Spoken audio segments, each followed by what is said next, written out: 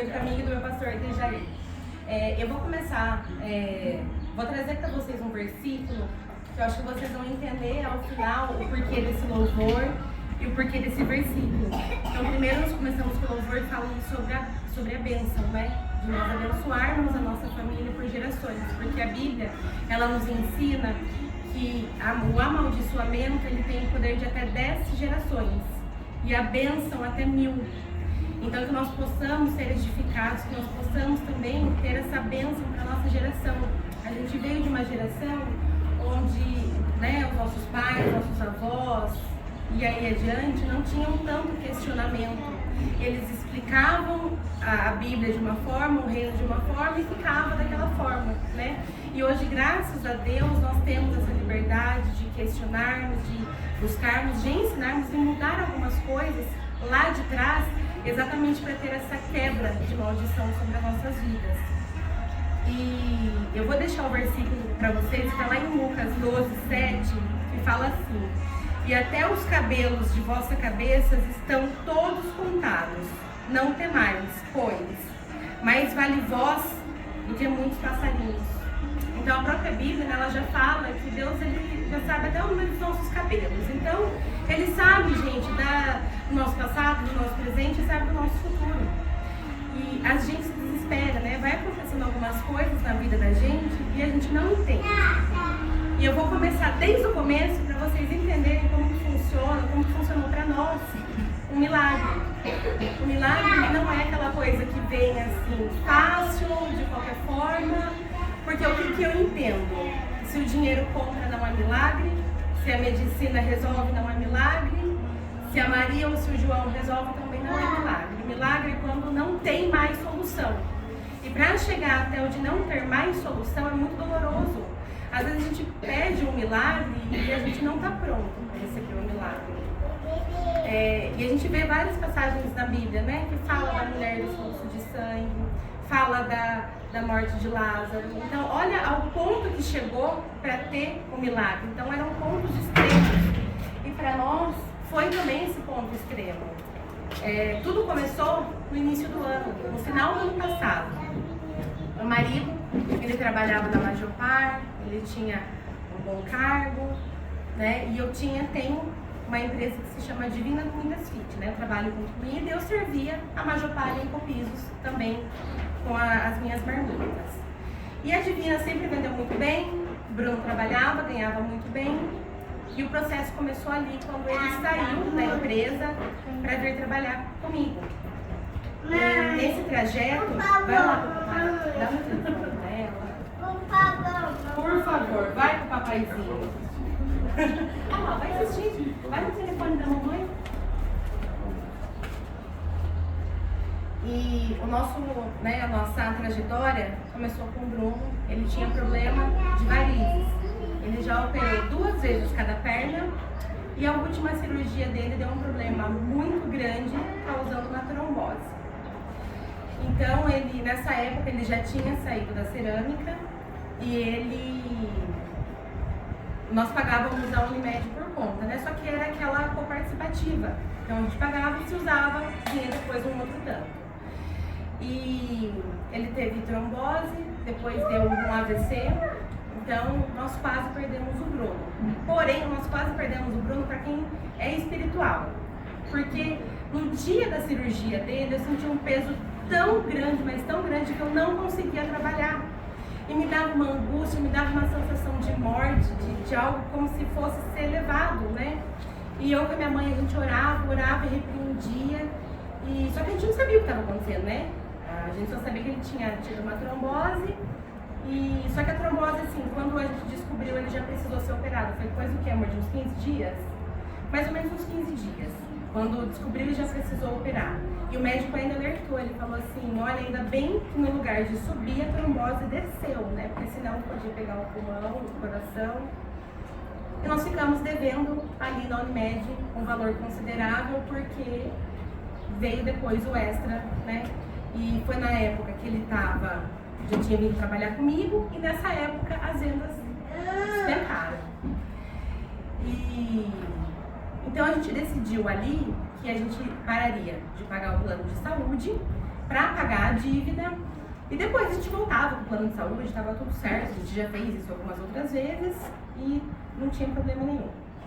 A Helena, ela foi uma criança normal na gravidez, normal na gestação, ela nasceu de parto normal, tudo certinho, bonitinho, mamou, comeu, falou, tudo certinho.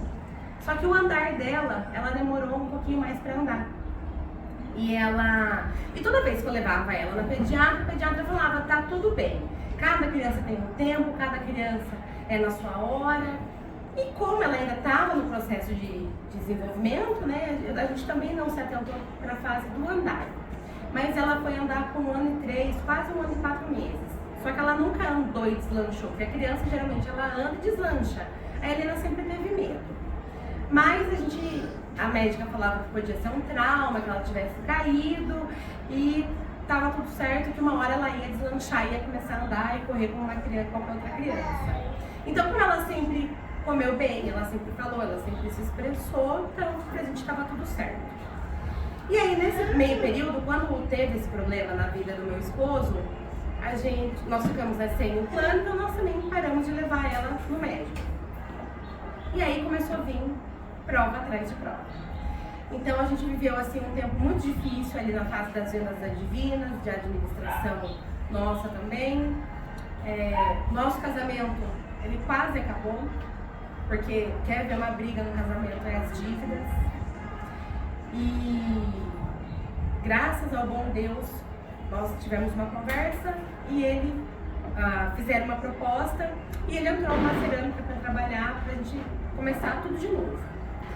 E nessa cerâmica, a única condição que ele pediu foi que já colocasse a Helena na Unimed, no plano de saúde, porque ela tinha retrocedido o andar.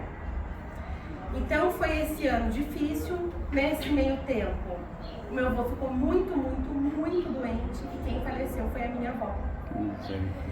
Então eu falo assim, ó, que foi aquele ano que, sabe quando a gente fala assim, ó, não tem como piorar? Tinha como piorar.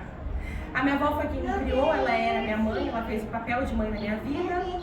E meu avô que estava muito doente, então assim, a Divina estava mal das pernas. Eu precisava socorrer meu avô, trabalhar, cuidar das crianças, porque eu tinha as 2 crianças em casa. Só que, gente, idoso é um ser teimoso, né? E eu tinha que ir lá para ver se tinha almoçado, se tinha jantado, se tinha tomado café, se tinha tomado os comprimidos. Porque quando ele encasquetava que ele não ia tomar remédio, ele não tomava remédio. E ele estava bem, assim, né? A gente via que ele estava mal, mas a cabeça dele estava bem e ele decidia que ele não ia tomar e não tinha quem quisesse ele tomar remédio, a não ser quando eu ia lá. Então eu tinha que ficar no pé dele. E quando ele melhorou, minha avó foi acometida com uma doença respiratória, que ela ficou mais ou menos uns 10 dias muito ruim, e eu de novo parei o meu trabalho para cuidar da minha avó. Então eu trabalhava mais ou menos, ia lá, fazia troca de plantão, levava minha mãe, trazia uma tia, levava comida, porque minha avó só comia minha comida, comia os caldinhos que eu fazia, e ela veio a falecer. Quando ela faleceu, eu não pude ter o luto, porque eu trouxe meu avô para morar comigo, porque ele não podia ficar sozinho na casa dele. Então vocês imaginam o que é você ter que você segurar aquele luto, porque você precisa estar forte para uma pessoa que está na sua casa, que no caso era meu avô, que precisava da minha força. E até meu marido falava assim, você vai precisar chorar uma hora. Eu chorava escondido, mas era quando dava. Quando deu 28 dias que a minha avó faleceu, 28 não, 2 semanas depois que a minha avó faleceu, eu participei de um festival gastronômico em Rio Claro. Eu deixei a Helena na casa do meu pai. No último dia que eu fui buscar ela, minha madrasta falou assim, você precisa urgente passar ela no médico, porque a Helena tá piorando. Tem alguma coisa de errado com ela. E nisso, a minha sogra, que a minha mãe também já ficava na minha cabeça, mas elas pegavam mais leve, né? Mas a minha madrasta, ela falou de um jeito, que eu falei assim, deixa eu levar ela no médico, só pra ela parar de me perturbar, porque ela adora tirar meu juízo. Então deixa eu passar ela no médico, só pra mostrar que ela tá bem. E a gente achou que ia ser caso assim, de uma botinha, ia ser um caso ortopédico e que ia dar tudo certo. E aí o Bruno foi e conversou mais uma vez lá na empresa e falou assim, olha, eu preciso muito que vocês coloquem a Helena no plano, porque ela tá com problema na perninha, né? A gente acha que é um caso ortopédico. E se eu for pagar consulta, eu não vou ter condição. E eles colocaram a Helena no plano e ele não tinha o quê? Uns 2 meses? Tinha 2 meses de firma. E eles colocaram a Helena no plano. Inclusive, em um dos dias que eu fui levar, aí nós fizemos, né, alguns exames, tudo. Nós passamos ela primeiro na pediatra. Isso. Levamos ela na pediatra. A pediatra bateu o olho nela e falou assim: mãe, é neurológico. Isso é neurológico. E era o medo que eu tinha, porque quando eu tinha 10 anos, eu tive hidrocefalia. Só que a minha hidrocefalia não foi uma coisa de nascença. Então, eu não poderia ter passado para a Helena. Simplesmente assim, a minha medula, né? Ela começou a produzir em excesso líquido da espinha. E eu tive muita dor de cabeça. Eu fui para São Paulo, fiquei internada 45 dias. Os médicos não conseguiram descobrir o que eu tinha, porque a hidrocefalia, você nasce com ela. E do mesmo jeito que veio, também foi um milagre, mas aí é outro testemunho, né? Então hoje é da Helena. Mas eu contei pra ela disso e ela falou que então eu teria que procurar a médica que me atendeu lá de São Paulo, de tão grave que ela achou que era o caso da Helena. Ela falou assim: mãe, você não vai nem perder seu tempo de passar ela com os médicos aqui. Você vai direto procurar essa médica que te atendeu, que ela era uma especialista em hidrocefalia em crianças, né? Só que hoje ela não atende mais, ela só dá aula na faculdade. E eu pra conseguir achar essa médica, né? Aí eu comecei a mandar alguns e-mails, mandei WhatsApp, mandei e-mail mesmo, e ela nunca me respondeu. E eu falei: então vamos fazer o seguinte, vamos passar ela no médico aqui, e a gente pelo menos faz os exames. Quando a gente conseguir essa consulta com ela, a gente já leva toda a documentação pronta. Então nós passamos a Helena na segunda na pediatra, na segunda mesmo. O Bruno marcou uma consulta com o neuro na quinta e uma consulta na segunda, já para a gente ter 2 opiniões. O médico da quinta, ele detectou a hidrocefalia nela. Ele foi um simples exame que ele fez. Ele deu uma batidinha no joelho, um respondeu, o outro não.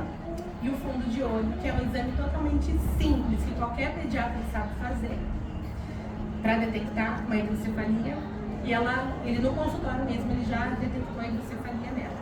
E ele pediu a tomografia. Isso foi na quinta. Na sexta, nós fomos fazer a tomografia.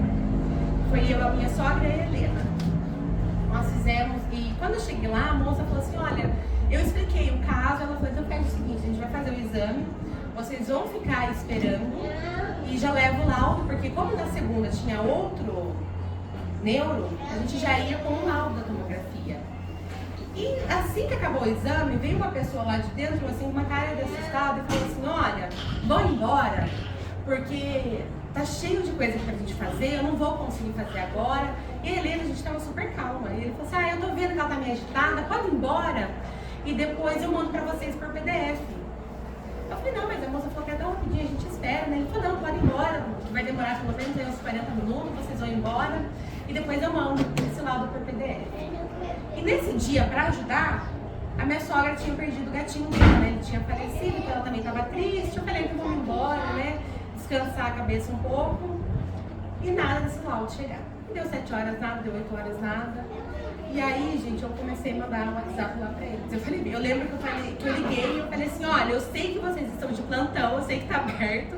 Se ninguém me mandar agora esse laudo, eu vou ir aí e vocês vão ter que dar pra mim esse laudo.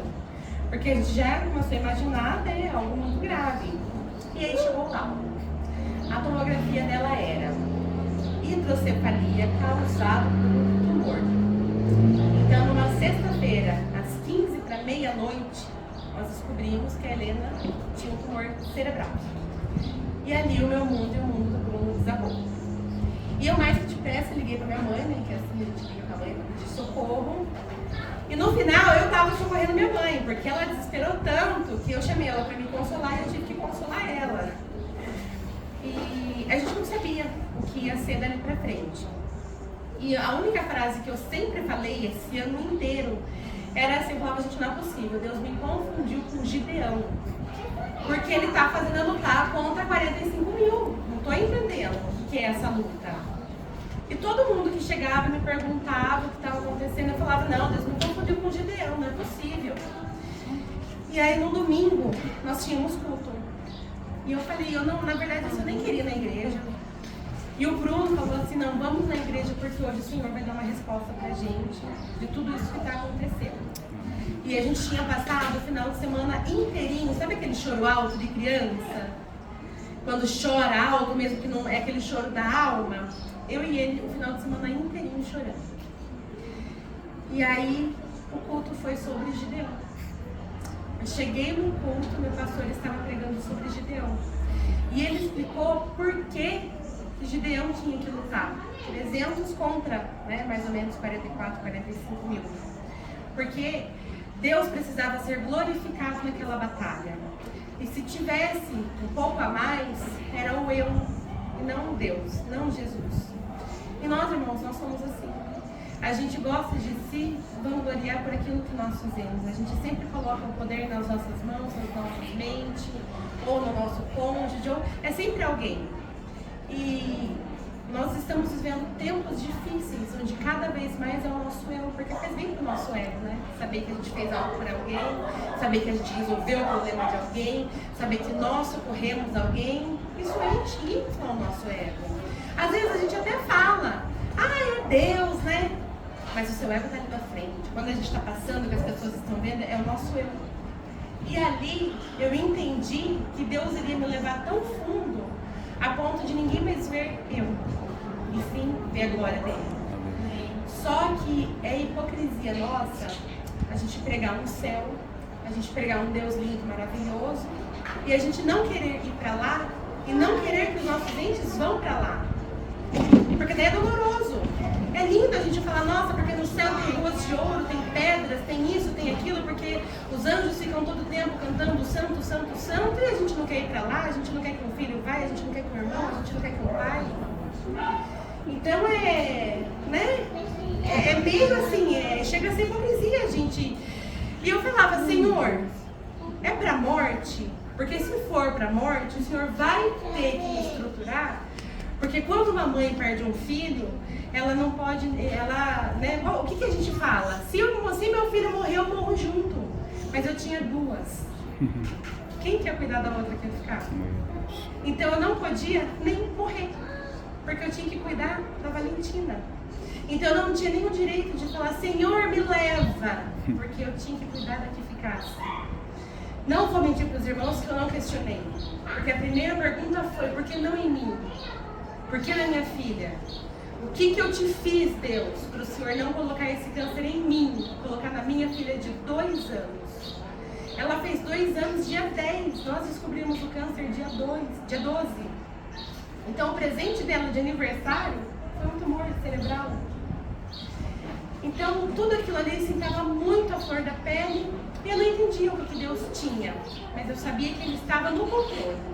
Eu entendi que Ele nunca tinha perdido o controle de nada, mas eu precisava que Ele me mostrasse o que era que estava por vir.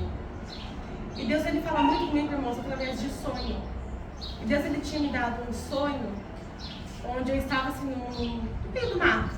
E tinha muitas pessoas comigo e tinha uma casa.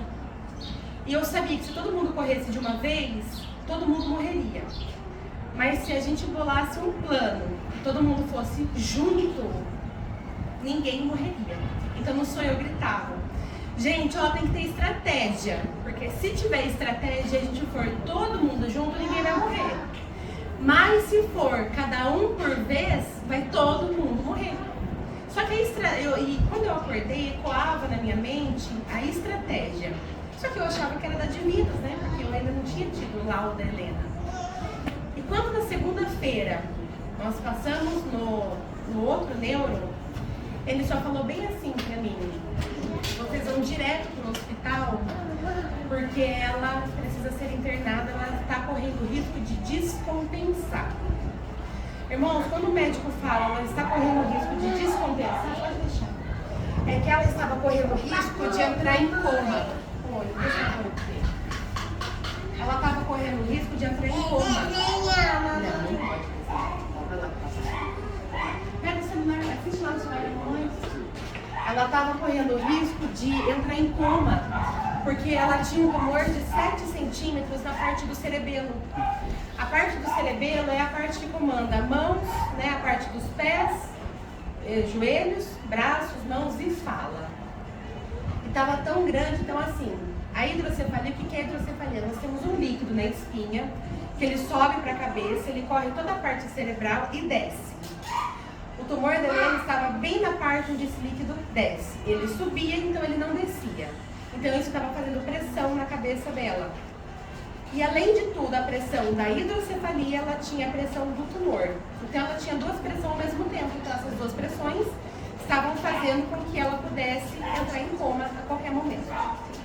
Então nós fomos para a Santa Casa. A Santa Casa já internou, acionou um médico plantonista. Só que, irmãos, era novo esse plano, a gente não tinha referência nenhuma de médico, de neuro, de cirurgião, de oncologista, de nada. A gente não sabia, a não ser a pediatra. E quando eu pisei no hospital, a palavra estratégia voltou a queimar no meu coração de novo. E aí eu entendi que aquele sonho da estratégia era para a vida da Helena. Só que eu falo assim, que Deus ele é tão perfeito, que quando as pessoas falam, ai, Deus escreve certo por linhas tortas, irmãos, Deus escreve certo por linhas retas. Não tem nada torto com Deus. Que como eu servia a Majopar em Copiso, e eles eram o meu maior meio, né, financeiro. Então eu precisava assim, de uma hora para outra. Eu precisei ligar e falar, olha, eu não vou poder mais servir vocês, mas assim que a minha filha melhorar, eu volto a servir. Só que eu precisava que eles acreditassem no que eu estava falando. Então foi por isso que eu comecei a postar o que estava acontecendo. Que era para que o pessoal visse, né? Porque eu sei que a Tânia, que é da Majopar, me seguia. A Dona Nega me segue também no Instagram. Eu falei, elas vão ver e não vão me cancelar como fornecedora. E aí foi na onde eu comecei a postar tudo o que aconteceu com a Helena. Inclusive, na primeira noite que eu fiquei lá, eles colocaram a Helena num quarto onde não tinha aquela proteção lateral da cama. E a Helena caiu de cabeça da cama, no hospital. E a Dara estava de plantão, você lembra? A Dara estava de plantão nesse dia. E eu lembro que eu desci pra Helena para ela fazer um raio-x da cabeça. E a Dara, na hora que ela olhou, a feição dela mudou. Eu falei, Dara, o que você viu? Ela falou assim, o médico já vai falar com você. Na hora que ela falou, o médico já vai falar com você, eu falei, misericórdia. Eu já sabia, mas ela assim, ela não sabia que eu já sabia, mas eu acho que ela viu que era muito mais grave daquilo que eu imaginava. E eu falei pra ela, eu falei, Dara, eu não sei como que eu vou fazer pra pagar, porque o meu plano, ele não cobre internação, ele não vai cobrir os exames, ele não vai cobrir a cirurgia. E ela falou assim, e eu falei pra ela, eu falei, Dara, eu tô sem um centavo na conta. E ela falou assim, Ju, não se preocupa, porque eu veja o que for necessário, a gente vai fazer todos os exames da Helena, e se for preciso, eu pego todos os exames do meu nome de funcionário, com os descontos, e depois a gente vê como faz pra pagar. Olha isso, irmãos. Tipo assim, acho que foi a primeira e segunda vez que a gente conversou, assim, de conversar. E naquele dia, eu tava tão assim, desesperada que ela falou, e eu já subi pro quarto, e postando tudo que estava acontecendo, e sem entender. E nisso, uma moça daqui de Santa, vendo os stories, ela falou assim, Ju, tira sua filha agora desse hospital, porque Rio Claro não tem estrutura para ela. Ela precisa ir para um hospital referência, porque eles vão matar sua filha aí.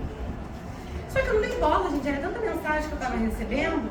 E aí minha sogra falou para mim, Ju, tem uma moça, ela é da minha igreja, e a filha dela está passando por um tratamento oncológico. Ela falou que ela te mandou uma mensagem, você não respondeu, mas ela falou que você precisa pôr a Helena no hospital referência, porque senão aqui eles não têm estrutura para isso.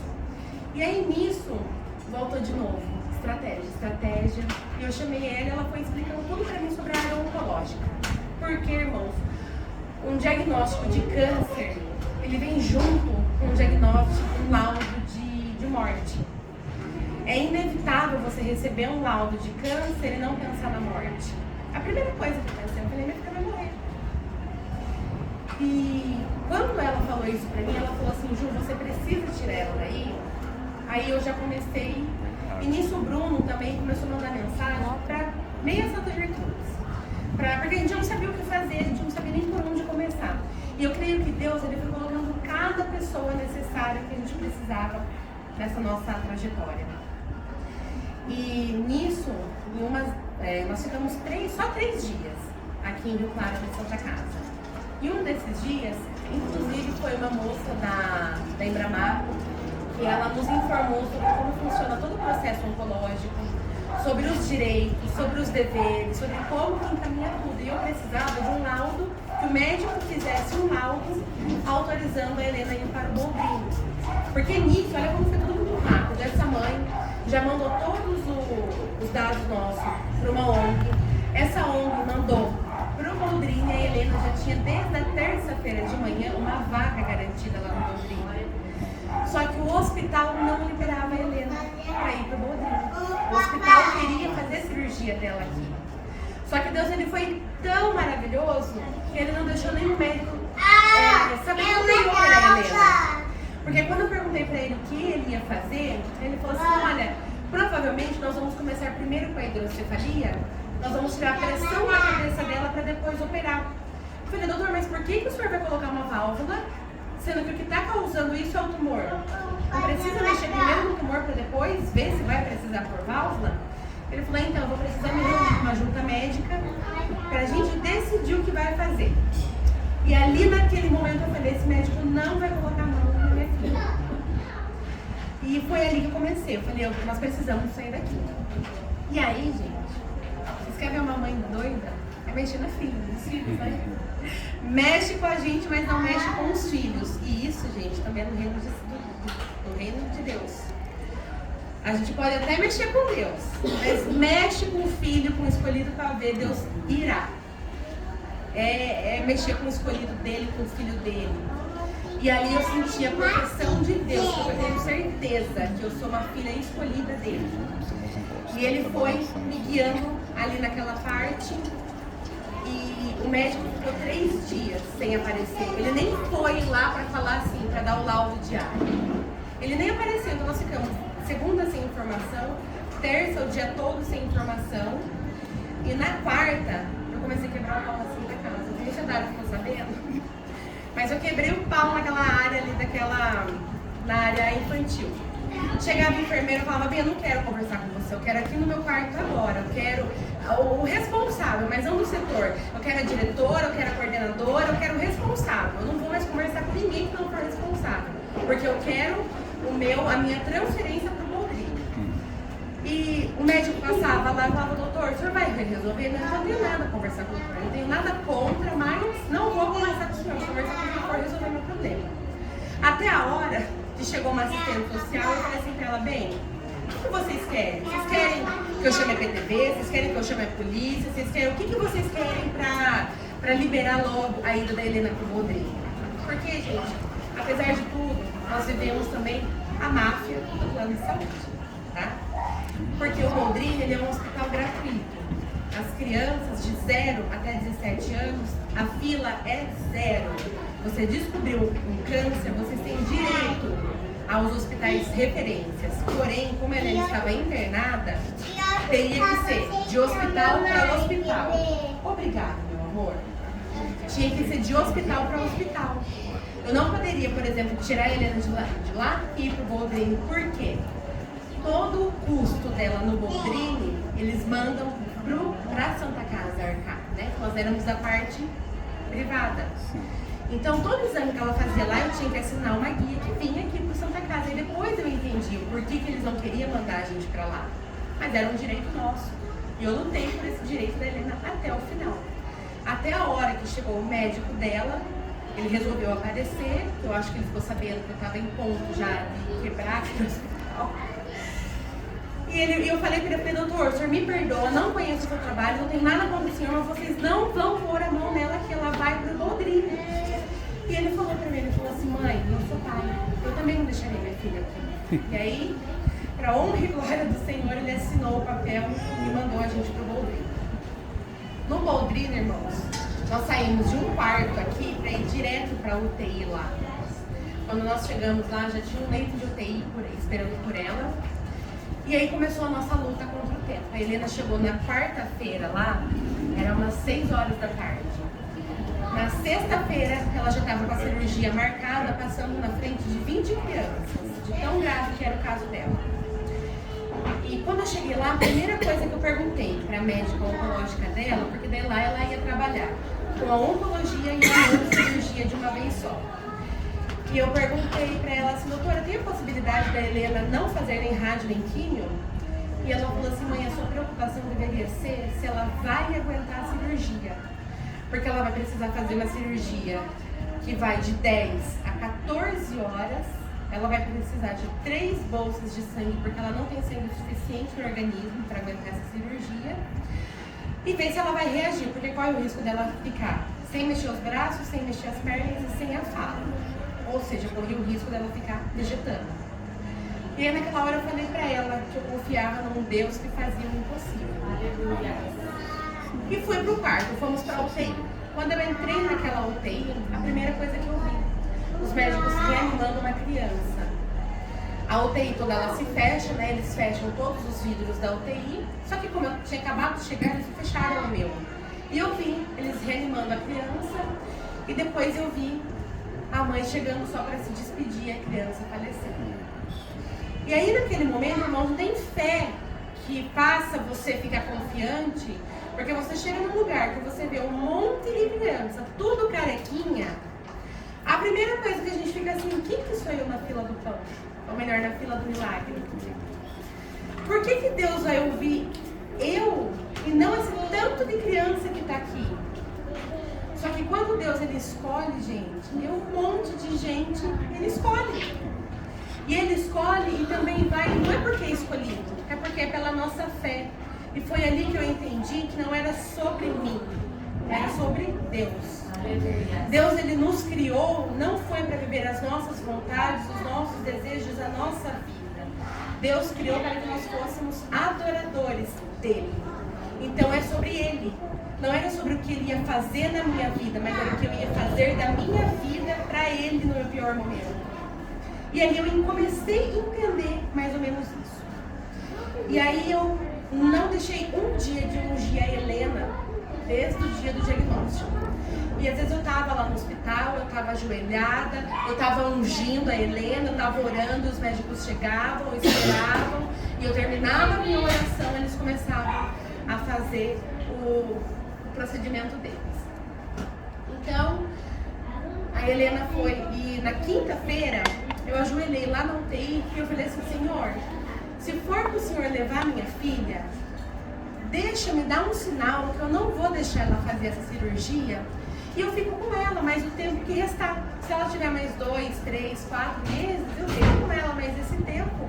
Pelo menos é um tempo suficiente para a gente ir se despedindo, como se a gente fosse capaz de se despedir de um filho, né? E pedi esse sinal. E esse sinal, irmãos, não veio. Então a Helena foi preparada, 8 horas da manhã, ela foi para a mesa de cirurgia. Da UTI para o centro cirúrgico é a porta, é de porta para porta. Então ela estava de atravessada no corredor, eles vieram, né, pegar ela para ir para a cirurgia, e eu com o coração apertado, desesperada, os médicos vêm e se apresentam. Então tinham ali tinha mais ou menos umas 15 pessoas. Eu me lembro, eram 5 médicos, 2 anestesistas, 3 instrumentistas, as enfermeiras, e eles vêm se apresentando.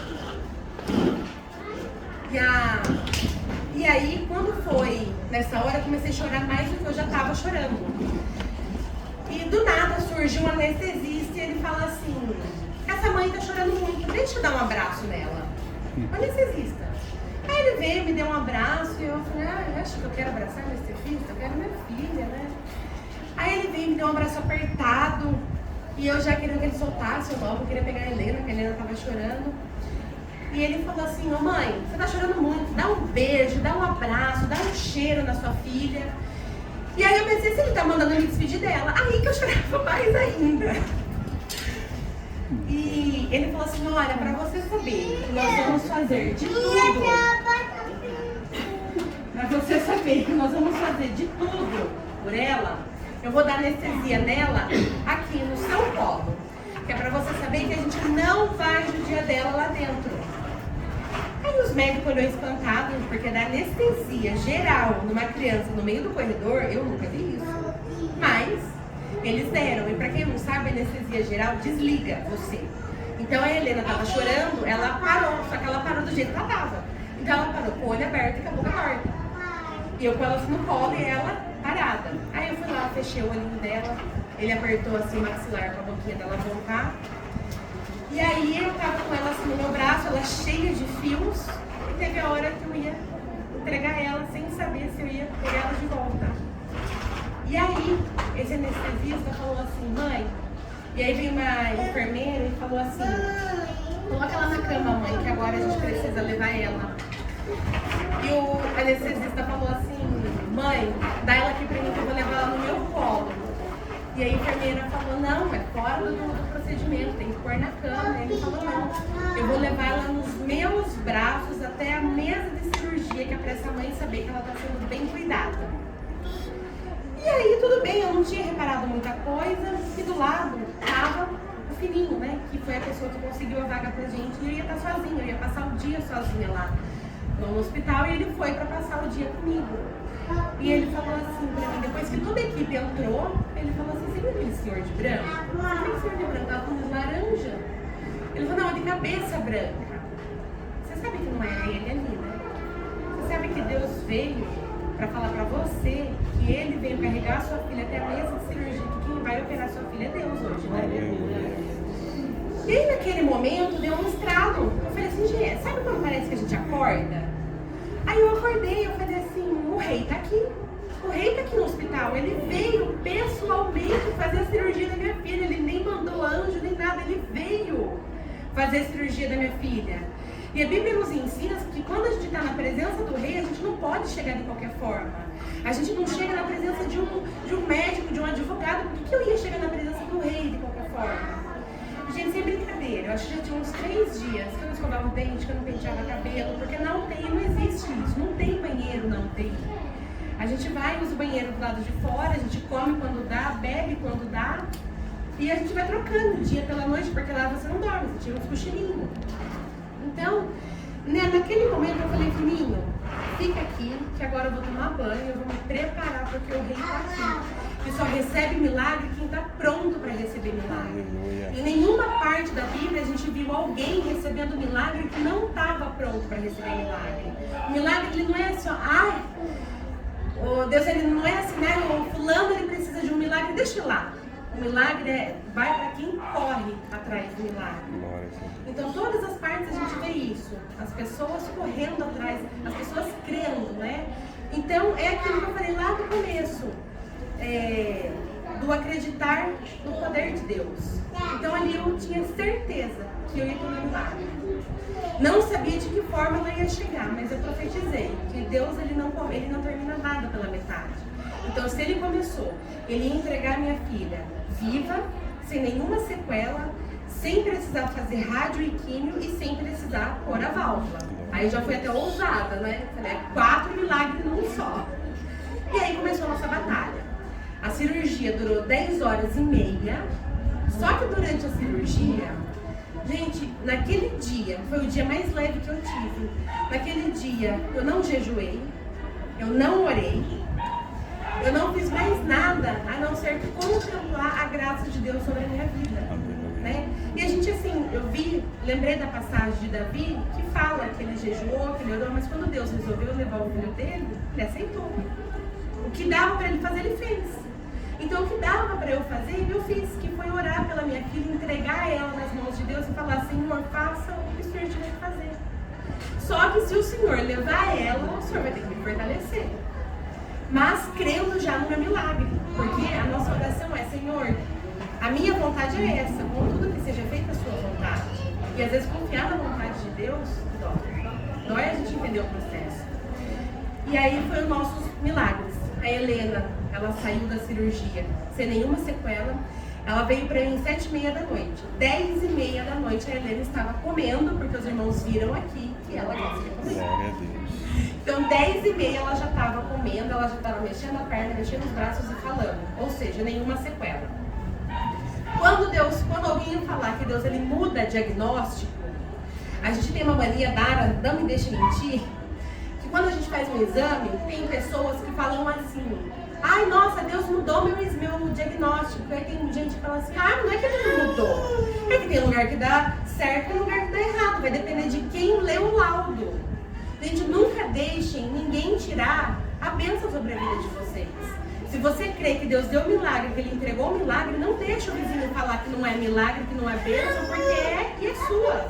E a minha bênção, Deus, Ele fez tão perfeito que o laudo dela tinha característica. Então, na tomografia, não foi um erro na tomografia. A tomografia deu que tinha um tumor. Na ressonância, deu que era o grau 4. O grau 4 é aquele grau quando os médicos mandam para casa, porque não tem mais o que fazer. E tinha característica. No hospital, a médica dela me mostrou e falou: olha, o tumor dela não é um tumor liso, um tumor pequeno. É um tumor cheio de veios, ele parece um novelo de lã. E ele é muito grande. Isso é característico de tumor maligno. Então, ela vai ter que fazer quimio, vai ter que fazer rádio, porque é um tumor. Ela falou isso, é um tumor maligno, olha aqui as imagens. Então, não foi uma pessoa que leu e interpretou o laudo. Ele tinha característica de tumor maligno. Mas Deus, ele foi tão maravilhoso que quando saiu a biópsia, deu benigno. Na cirurgia, foi tirado todo o tumor e na biópsia deu benigno. Nisso, o nosso segundo milagre, ela não precisou nem de rádio e nem de químio para terminar o tratamento. Porém, ela pegou uma infecção hospitalar que fez com que nós ficássemos mais um tempo no hospital e nisso, monitorar mais a cabeça dela. Olha Deus, de novo, essa infecção, creio eu, ela precisava ter passado por isso para a gente ter mais prazo na UTI. Porque enquanto ela estava sendo tratada na UTI, eles estavam monitorando mais a cabecinha dela, porque ela ficou com uma chama DVE, é um caninho que tirava todo o líquido da cabeça dela em tempo assim, real. Então, ela estava com a cabeça aberta comigo ali no UTI. E o líquido, ele sempre saía em excesso. No primeiro dia, saiu 1,5 litro de líquido da cabeça dela. Isso era muito, então significava que a cabeça dela ainda não estava conseguindo sem a válvula. E aí volta o médico e fala: mãe, nós vamos voltar com ela para o centro cirúrgico, porque ela não está conseguindo passar o líquido sozinho. Então nós vamos fazer um abscesso, a gente vai abrir para tentar ajudar o líquido a passar. E eu falei: doutor, mas precisa mesmo? Porque vai abrir agora, depois se der certo, vai ter que abrir de novo. Não é melhor o senhor já colocar uma válvula na cabeça dela? Olha aí, eu duvidando do milagre de Deus completo. E ele falou: não, eu estou fazendo pela sua filha como eu faria pelo meu filho. E eu jamais queria o meu filho aprisionado uma válvula pelo resto da vida na cabeça. Ele levou ela para o centro cirúrgico, fez o abscesso. E depois de 2 dias ela já estava perfeita. Então, os irmãos entendem que a nossa passagem pela oncologia, que é uma das doenças mais temidas, durou 26 dias. 26 dias. A gente vê pessoas que tratam por anos. E nós passamos por 26 dias. Então, resumindo tudo do nosso milagre, que começou desde lá de trás, Deus, ele precisava que nós ficássemos, irmãos, sem nenhum centavo na conta, porque ele precisava mandar pra gente um médico, ele precisava mandar pra gente um hospital, ele precisava mandar pra gente tudo que a gente precisasse para que a gente entendesse o agir dele. Porque se eu tivesse dinheiro, eu ia pagar a consulta da pediatra dela, que nunca descobriu nada. Nós íamos pagar os exames, que os irmãos sabem que mesmo quem tem plano, ele demora quando você está numa fila e não no hospital. Então, era Deus o tempo todo. Então, tudo o que foi acontecendo foi propósito dele. E a gente não entendia no começo, mas hoje, olhando por tudo que nós passamos, é nítido como que Deus, ele permitiu tudo. E é assim que está na Bíblia, que fala que ele conta cada fio de cabelo nosso. Então, se ele sabe cada fio de cabelo, os irmãos acham que ele não sabe o que a gente precisa, o que a gente merece, o que a gente, né? E eu falo assim, família. Onde que, né, Satanás, ele quer mexer na família. E onde Deus quer restaurar, Deus quer mostrar, é na família. Ele vai mostrar o poder dele, a glória dele na família. Então, o que eu aprendi com a vida da Helena é a oração pelos filhos. É a oração, meus irmãos, é a oração, não é na nossa força, não é na nossa boca, não é no nosso agir, é só na oração. Porque a única coisa que eu podia fazer pela Helena era orar. Gente, eu não podia ir lá fazer um exame, mexer nela. Vocês têm noção do que é uma mãe não poder fazer nada? Então ali eu entendi que tem coisas não, que tudo é no poder da oração. Ai, o filho tá bocudo, o filho tá desobediente. O tempo de Deus ele vai vir, só não perca a fé. Ai, porque meu marido, porque... Gente, é orando. Orando, Deus ele restaura tudo. Ele restaurou a saúde da Helena. Quando vocês veem a Helena aqui, vocês imaginam que ela tomou 37 pontos na cabeça. Ela tem um corte daqui da nuca até o topo. Ela tem um corte aqui. Depois os irmãos, se quiser ver, pode ver. Que ele deixou a marca, que é para que ela nunca se esqueça disso. Só que o milagre da vida da Helena não é para Helena. O milagre dela é para nós que vivenciamos. Ela foi só um instrumento que Deus usou. Porque ela não vai se lembrar. Ela vai contar aquilo que eu contar para ela. Mas nós que vivemos o milagre é para edificação da nossa fé, foi para minha edificação, foi para eu entender que eu não preciso ir lá na Dona Maria pedir para ela orar por mim, para ela profetizar por mim. Eu tenho o poder de orar e profetizar sobre a vida dos meus filhos. Foi para eu entender que não é só o seu João que consegue falar com Deus. Eu também consigo falar diretamente com Deus. Porque quando o véu foi rasgado, o Senhor deu poder para nós falar diretamente com Deus. Então eu creio que isso foi para nos mostrar. E também, irmãos, mostrar o poder da oração. Porque lembra no começo que tinha que ser todo mundo junto? Ali fala da união dos irmãos, do sonho. Porque eu não consigo sozinha. É muito mais fácil um cair do que 3, 4 juntos. Quando está vindo um vendaval, se você for sozinho, o vento te leva. Mas agarra um aqui e vai para ver se o vendaval leva. Então esse é o papel da igreja, esse é o papel dos irmãos. É isso, quando a Dara, quando a Natália falava, Ju, hoje nós estamos de joelho, eu falava, glória a Deus. Porque, gente, quantas pessoas que veio me mandar mensagem falando assim, olha, eu não acreditava em Deus, eu não conseguia chegar em Deus e depois do testemunho da Helena, eu consegui dobrar meu joelho e clamar o nome dele.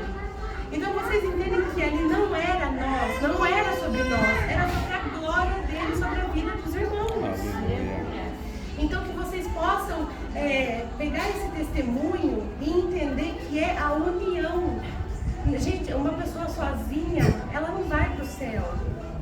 Ela não vai, sabe por quê? Porque quando ela está caindo, quando ela está desanimada, tem que vir o irmão e fala assim, vamos que eu te ajudo, vem comigo. Olha, eu também estou dolorido, mas eu vou te ajudar. Você está dolorido, vamos nos ajudar porque a gente vai junto. O céu, gente, ele é para todo mundo. O céu sozinho ninguém tem graça. Né? Assim, lógico que tem graça porque Deus está lá nos esperando, mas vocês entendem qual é a graça de chegar no céu sozinho, sem chegar com o marido, sem chegar com os filhos, sem chegar com os amigos? Não tem graça. Por que a gente quer ir para o céu se a gente não quer levar quem está aqui do nosso lado? Então, hoje eu entendo que a Helena tinha propósito de me mostrar isso. A Helena precisava trazer amor para mim pelas pessoas, porque eu não tinha esse amor pelas pessoas. Eu tinha assim, eu te amo, mas eu não vou tirar do meu para dar para você. Malemar eu posso ali, né, arrumar uns 10 reaisinhos. Mas hoje, gente, Deus ele mostra que não, eu vou tirar da minha boca para dar para você se for preciso. E é isso que a igreja tem que ter. Então, eu vi gente que eu nunca vi na vida, que orou pela Helena, gente que eu nunca imaginei que jejuou pela minha filha. Gente, vocês querem ver um coração quebrantado? É um jejum para Deus por um filho. Se eu fiquei feliz, imagina Deus. Imagina Deus recebendo tanto jejum, tanta oração por uma filhinha dele que estava lá deitada no leito de hospital. Então, os irmãos conseguem entender a grandeza de Deus sobre tudo isso? O tanto que nós somos mínimos perto da glória dele? E se ele fez isso aqui por uma filha dele, imagina o que ele não faz nos céus, né? O que ele não move por nós?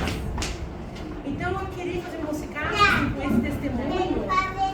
E eu já queria muito agradecer cada um que orou, cada um que jejuou, porque ó, hoje a gente não para. Mas há 2 meses e meio atrás, eu não sabia se ela ia estar viva, eu não sabia se eu ia estar com ela aqui. Falar assim, gente, olha o meu milagre. Eu não sabia. Para honra e glória do Senhor, ela está aqui viva, ela está brincando, tá me deixando quase doida, porque agora ela sobe até no telhado da casa, se deixar. E aí eu descobri que eu não conhecia minha filha. Porque ela já fazia tanto tempo que ela tinha esse tumor, que agora eu estou descobrindo quem é a Helena. Porque ela era uma criança que ela quase não tinha mobilidade, ela andava sem equilíbrio. Aí agora é brava. Olha isso. Helena. Agora ela tem personalidade forte. Que eu olho e falo, Senhor, como que eu vou educar uma mini versão minha, né? Me dá sabedoria, porque, meu Deus. E, gente, assim, ó, ver um filho evoluir, quem é pai, sabe do que eu tô falando. Então, o que eu queria deixar hoje é a minha gratidão por todos vocês que oraram pela Helena, que clamaram por ela, porque esse milagre não é meu e não é dela, esse milagre é nosso. O milagre, ele é a comunidade de Deus, que uniu os irmãos em prol de um. Então, eu deixo aqui também a minha igreja, que se um irmão daqui precisar, que nós também estaremos orando por vocês, porque a placa de igreja, ela não pode dividir os irmãos. Amém. Ela tem que unir. Porque existem várias igrejas, porque existem vários tipos de pessoas diferentes. Então, quem gosta do glória a Deus e aleluia, vai na glória a Deus e aleluia. Quem gosta da igreja quietinha ali, vão falar baixinho, vai na igreja do quietinho e fala baixinho. Mas quando um irmão precisa, vem a união e ora pelo irmão.